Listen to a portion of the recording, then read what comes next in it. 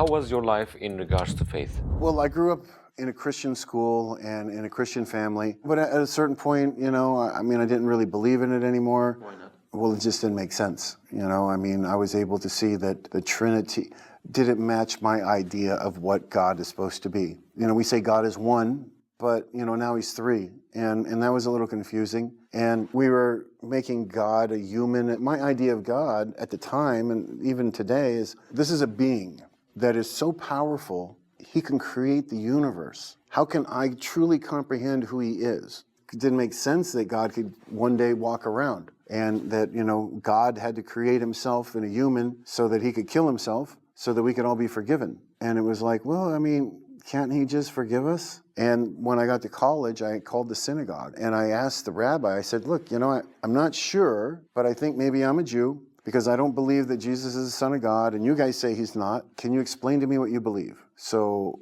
maybe I can join. And he said, is your mother a Jew? And I said, no, my mom's not a Jew. And he said, well, you can't join then. And I felt God would want you to worship him. And why would he say I couldn't be part of the chosen people if there was a real God? So there must not be a God. And that's kind of where I left that. All these things that seem to be contradictions for me. Science at the time seemed to have the answers with evolution. Scientists were talking about how we don't need God. And I figured they're smarter than me. So, I just kind of went along with the crowd. So I just really kind of stopped believing in God.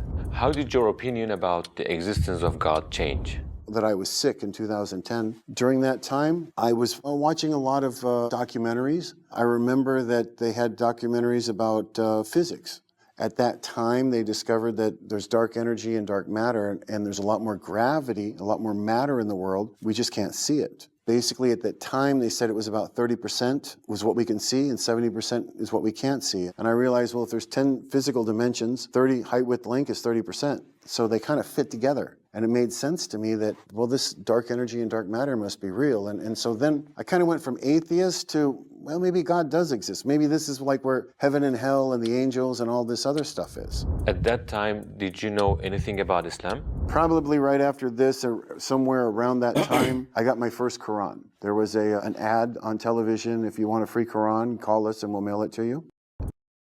One thing I really like about this brother is he's very fact-based. He has to be, everything has to make logical sense to him.